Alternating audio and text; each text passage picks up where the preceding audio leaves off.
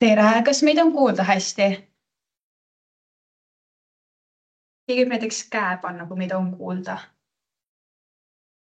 Okei, Õige. aitäh. Meie siis tutvustame täna maamajanduslikku ettevõtlust ja finantsjuhtimist.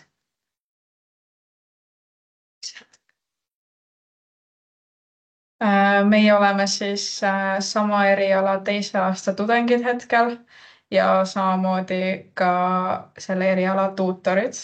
Mina olen Nele. Ja mina olen Madli.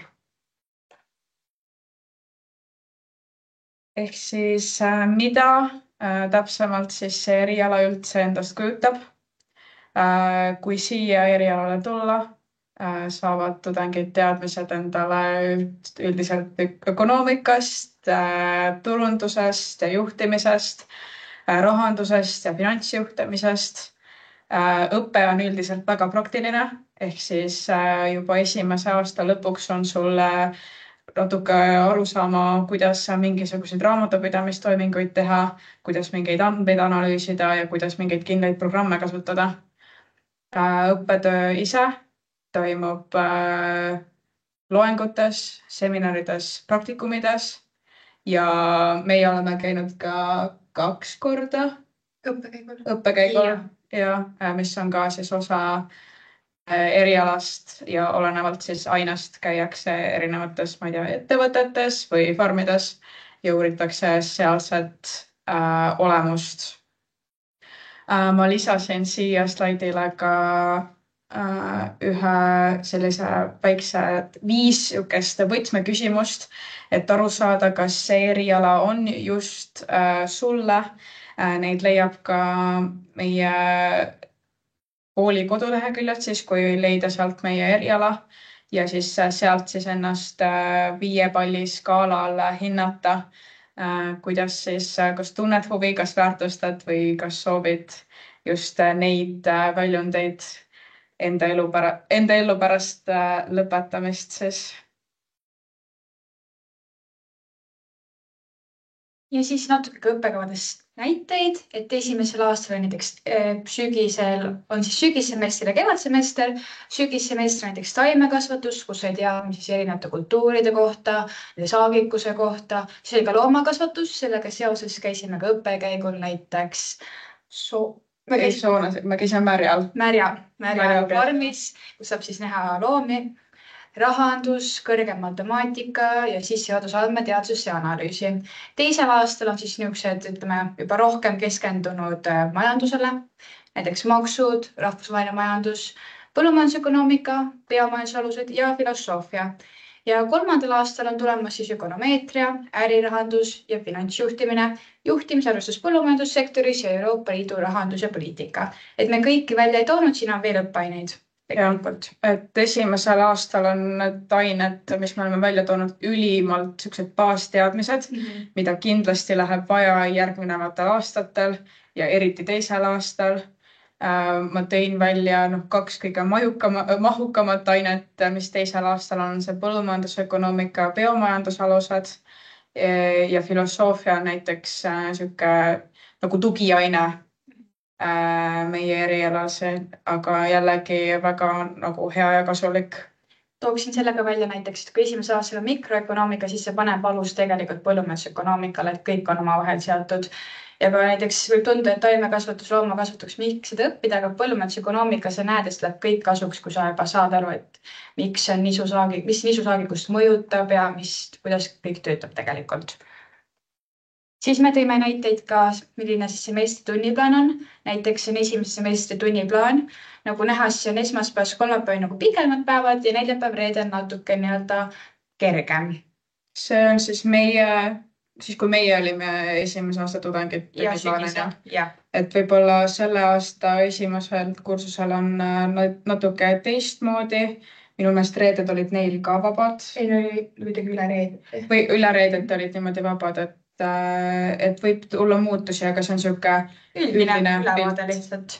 Ja siis meil on ka tuua näiteks 3. semestri ehk siis teise aasta sügistunniplaan, kus on siis näha, et reeded olid vabad ehk ütleme, kes tulevad kaugemalt, need saavad nädalavahetuseks juba neljapäeva õhtul koju minna. aga kindlasti leidub ka päevi, kus on väga pikk päev ees, et on ka mahukamaid päevi, aga nad nii konti murdvad ka lõpuks ei ole, kui saad aru, et sa ju ei tee seda asja üksi, vaid koos kaaslastega. Ja lõpuks on niimoodi ka, et ütleme, et talve poole hakkab need tunnid vaikselt nagu ära lõppema, et siis on sul näiteks kas päeval augud, et sa ei pea kohe 8 kooli tulema ja see on natuke lihtsam ka.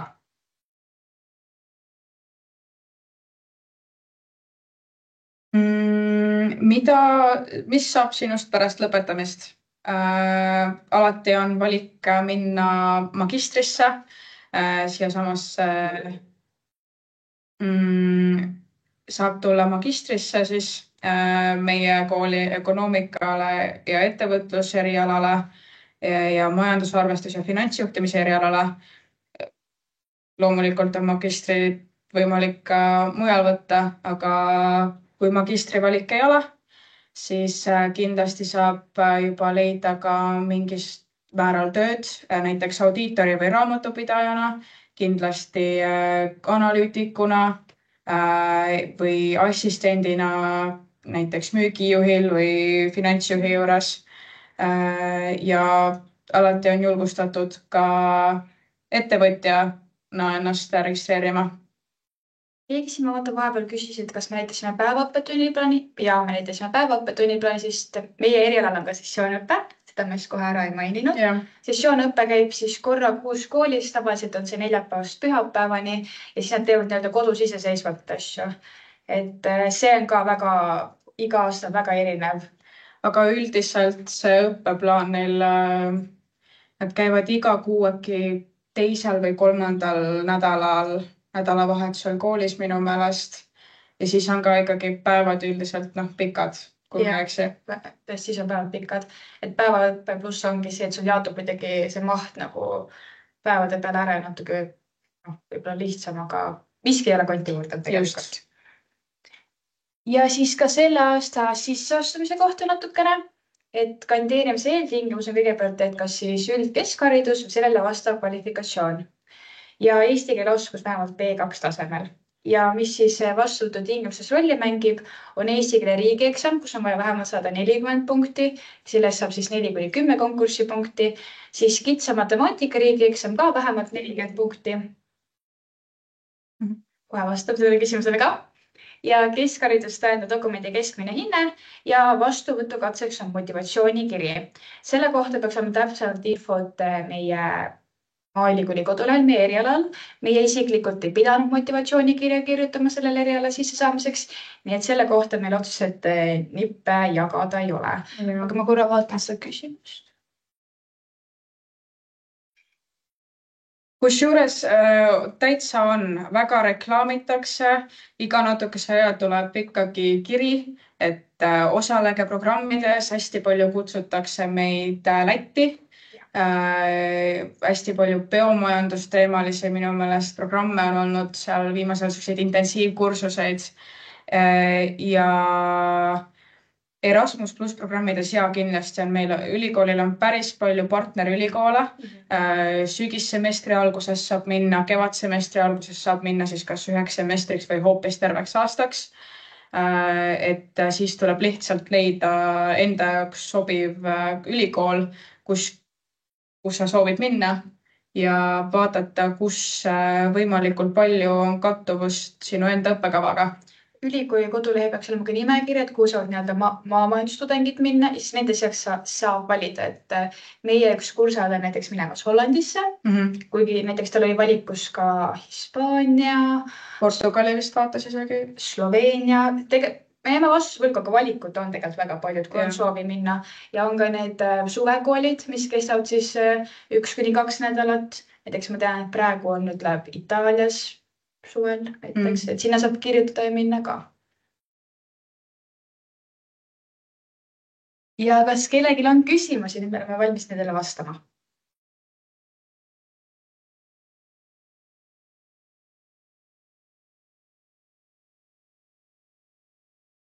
Mis ma näiteks tooksin plussiks ära ka see, et meil on niisugused väiksed kursused, et ühel kursusel on kuni 30 õpilast tudengid siis. ja ongi, et sa saad niisuguse personaalsest tagasisidet, sa tunned, et sind kuulatakse ja ühesõnaga mina näiteks väga kiidan seda kohe. jah. Meie enda erialal ei ole hetkel tudengiorganisatsiooni, aga ülikoolis üldiselt on väga mitmeid tudengiorganisatsioone, hästi palju on seal inseneeria ja tehnika poole peal ja kindlasti ka seal veterinaaria poole peal on üritusi aga need on avatud tavaliselt ikkagi väga kõigile ja väga oodatakse ikkagi hästi palju ka majandustudengeid nendele üritustele, kui korraldatakse.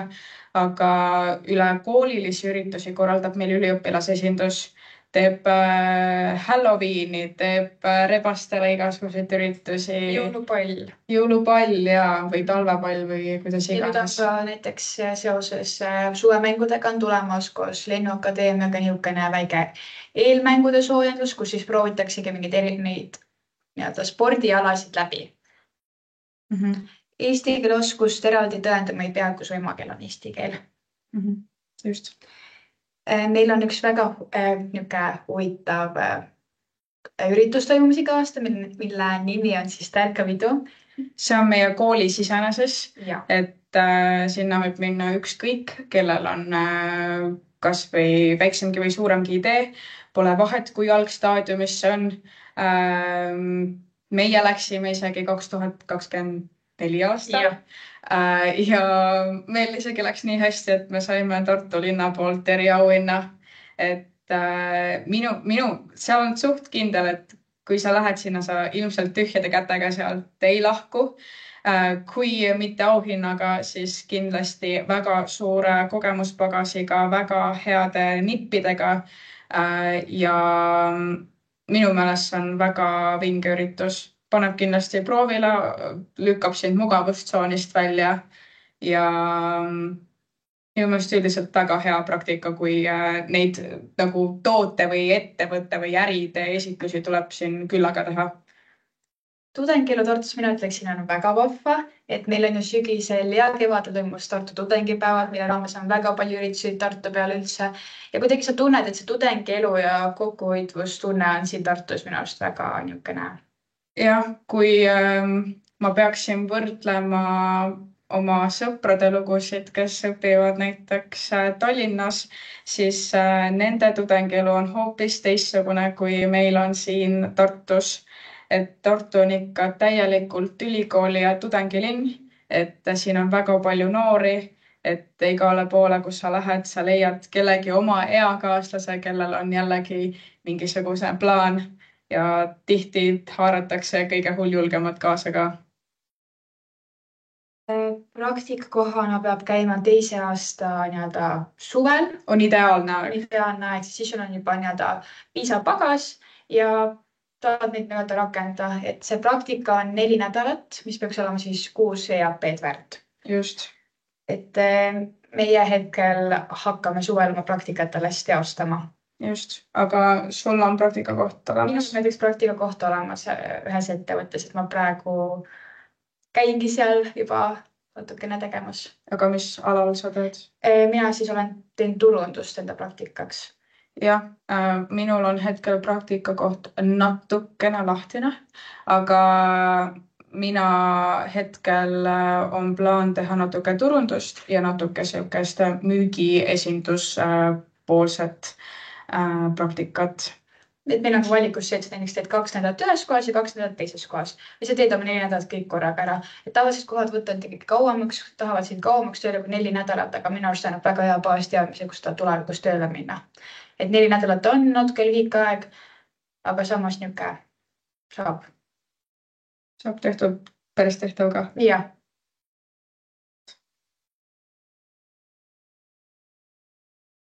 Ma ütleks, et mingit erilisi oskusi enne õppima tulekut ei ole vaja. Võiks olla, matemaatika tuleb tegelikult kasuks.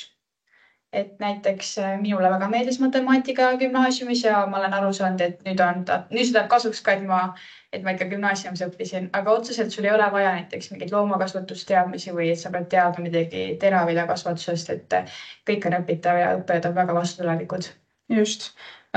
Mida me ise oleme märganud võib-olla Esimesel aastal meie kohe kirjutasime uurimustööd, siukse pisikese, mitte nagu siukses täies mahus, aga ta oli hea praktika lihtsalt selle jaoks, et kui me nüüd 3. aastal hakkame oma bakalaureusetööd kirjutama, et siis võib-olla lihtsalt see oli nagu hea alus, kui oled ise gümnaasiumis juba ühe uurimustöö kirjutanud. Lihtsalt siis sa oskad ennast planeerida, kuidas sa kirjutad seda, juba tead, kuidas see üldise plaan nagu välja näeb.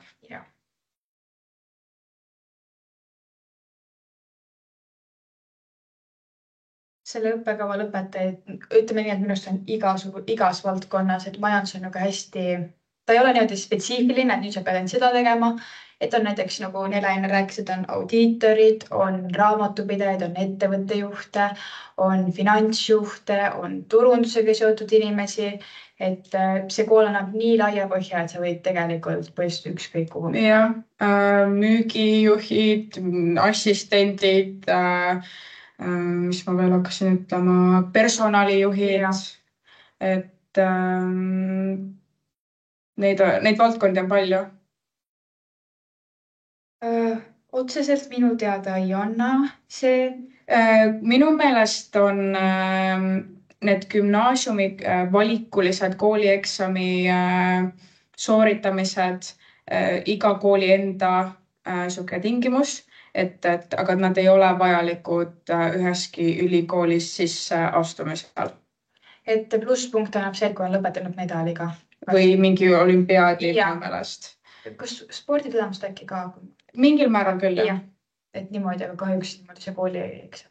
Need valikeksamid jah, ei anna midagi.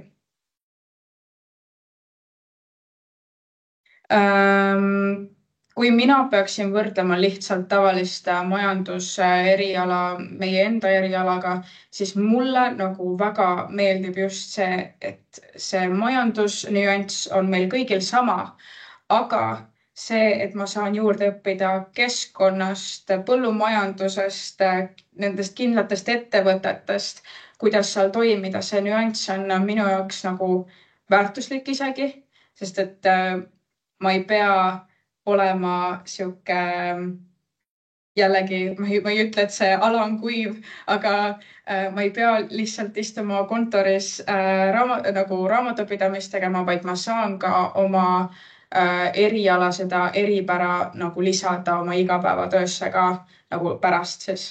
Sest ütleme nii, et need, kes õpivad näiteks Tartu Ülikoolis majandusega, nendel on omaette ökonoomika, aga nad ei või üldse põllumajandusökonoomikast aru saada, et miks teraviljaga on niimoodi, et see annab meile nii-öelda natuke nagu eelist. Eelist jah, et lisaks nagu kõikidele pankadele, muidu ettevõtetele on meil võimalus nagu lisaks veel töötada ka näiteks Keskkonnaministeeriumites, mis iganes põllumajandusega, jõudluskeskuses vist äkki, et neid alasid on veel lisaks, kui see nišš juurde tuleb.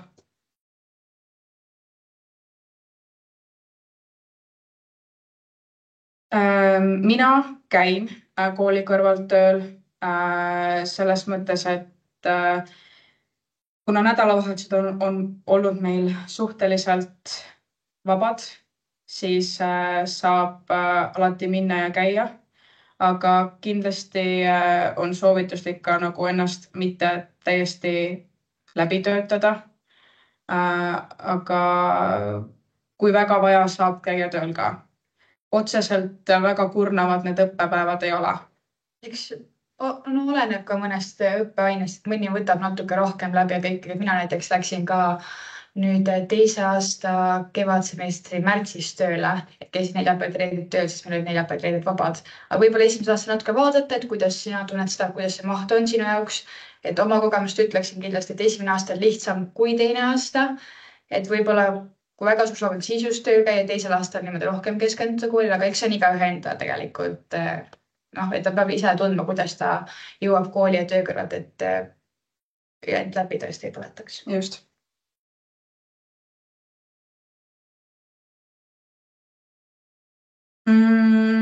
Pigem on vahva õppida ikkagi eks neid raskeid päevi on küll kõigil, aga ja mina ütleksin, et kursus on hästi kokkuhoidev ja kuna me oleme tuutorid, me näeme ka esimese kursi pealt, nad on hästi kokkuhoidvad ja rääkides ka nendega, nad räägivad, kui tore seltskond neil koos on ja kui vahva neil on.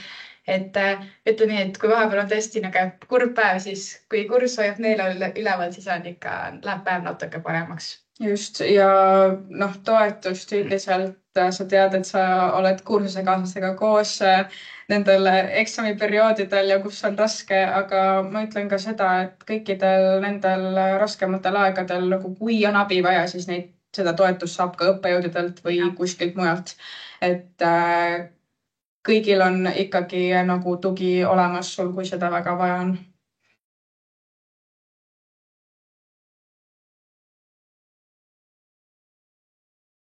Kas kellelgi on veel küsimusi?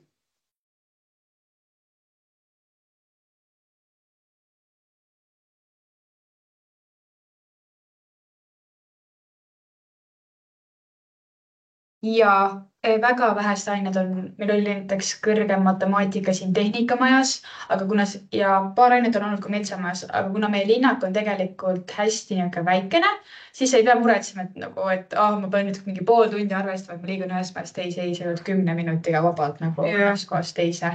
Ja kui õppejõud teavad ka kindlasti, et ütleme, et kui sul on üks loeng Peamajas, teine Metsamajas, nad arvestavad ka sellega. Just, et aga jah, üldiselt liigume meie Peamajas. Jah. Mis on lihtne, väike ja hubane, seega ei ole keeruline.